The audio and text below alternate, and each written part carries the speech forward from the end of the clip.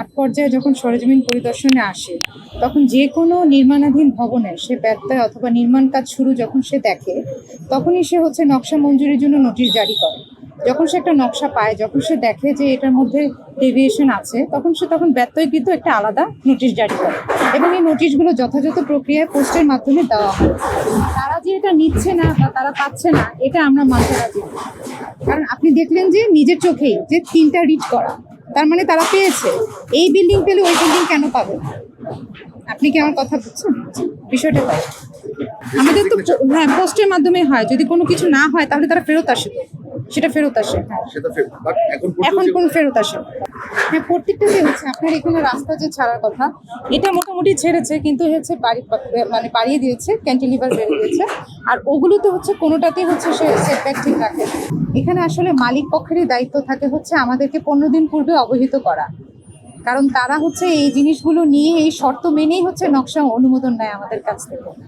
এখানে মালিক পক্ষের দায় এড়াতে পারবে আমরা রাজুক থেকেই আমাদের অথরিটি থেকে যখন আমরা দেখি যে সে দায়িত্বে অবহেলা করছে তখন কিছু কিছু ক্ষেত্রে দৃষ্টান্তমূলক ব্যবস্থা নেওয়া হচ্ছে না। এটা তো আগে থেকে তো তাদেরকে অবহিত করা, তাদেরকে তো জানানো হয়েছে, কিন্তু তারা তো আমাদের আইন মানে নেই। আর আমাদের কিছু এখানে কাগজে কলমে দীর্ঘসূত্রতার জন্য হচ্ছে সবসময় আসা হয় না, উচ্ছেদ, মোবাইল কোর্ট এগুলো সবসময় পাওয়া যায় না, তারিখ বা ম্যাজিস্ট্রেট বা পুলিশ নানা রকমের আমলাতান্ত্রিক জটিলতার জন্য হচ্ছে আমাদের দেরি হয়ে যায়। এই কারণেই আসলে বিল্ডিংগুলো উপরে উঠতে থাকে, অবৈধ বিল্ডিংগুলো। মানে সে যখন পারে না তখন সে ঊর্ধ্বতন অথরিটিকে আমাদের কর্তৃপক্ষকে সে অবহিত করে, আইন অনুযায়ী সে পরিদর্শন করে। 15 দিনের সময়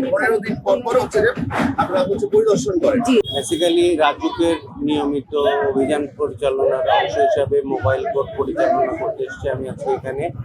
এখন পর্যন্ত টোটাল 9টি বিল্ডিংয়ে অভিযান পরিচালনা করা হয়েছে, তার মধ্যে 3টি বিল্ডিংয়ে আমরা মালিক পেয়েছি, অন্য বিল্ডিংগুলোতে দায়িত্বশীল কাউকে পাইনি, যার কারণে জরিমানা করা সম্ভব হয়নি। ইতিমধ্যে 1,50,000 টাকা জরিমানা করা হয়েছে। এবং আপনারা জানেন যে রাজু এই নতুন যে সমস্ত বিল্ডিং ব্যত্যয় করে হচ্ছে এ ব্যাপারে রাজু জিরো টলারেন্স প্রদর্শন করছে এবং 5ই আগস্টের পরে যে নতুন বাংলাদেশ গঠিত হয়েছে সেই নতুন বাংলাদেশের অংশ হিসাবে ঢাকাকে বাসযোগ্য নগরী হিসেবে গড়ে তোলার অংশ হিসাবে এই অভিযান অব্যাহত থাকবে।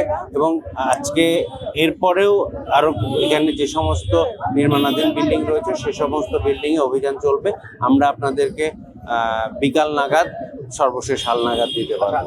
এটা তো মোবাইল কোর্ট, আগে নোটিশ করা ছিল কি না এটা বড় প্রশ্ন নয়। প্রশ্নটা হচ্ছে যে ওনাদেরকে যখন প্ল্যান দেওয়া হয় তখনই এটা বাই ডিফল্ট, এটা ল বলেন রুল বলেন, এটাতে ওই প্ল্যানের বাইরে তারা কোনো কিছু করতে পারবে না। তারা প্ল্যানের বাইরে যখন ব্যত্যয় ঘটিয়ে কিছু অংশ বাড়িয়ে দিচ্ছেন, সামনে কিছু, পিছনে কিছু, ডানে কিছু, বামে কিছুটা, রাস্তার মধ্যে, আবার অনেক বিল্ডিং এখানে প্ল্যানও দেখাতে পারেনি।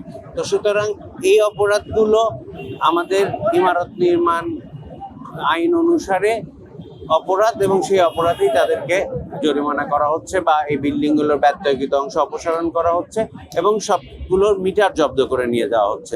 যতক্ষণ পর্যন্ত না তারা এই ব্যত্যয়কৃত অংশ অপসারণ করবেন ততক্ষণ পর্যন্ত এই মিটার তারা ফেরত পাবেন না। অবশ্যই নোটিশ দেওয়া হয়েছে, তাদেরকে জানানো হয়েছে, ডাকযোগেও নোটিশ প্রেরণ করা হয়েছে, আমাদের কাছে ডকুমেন্ট আছে।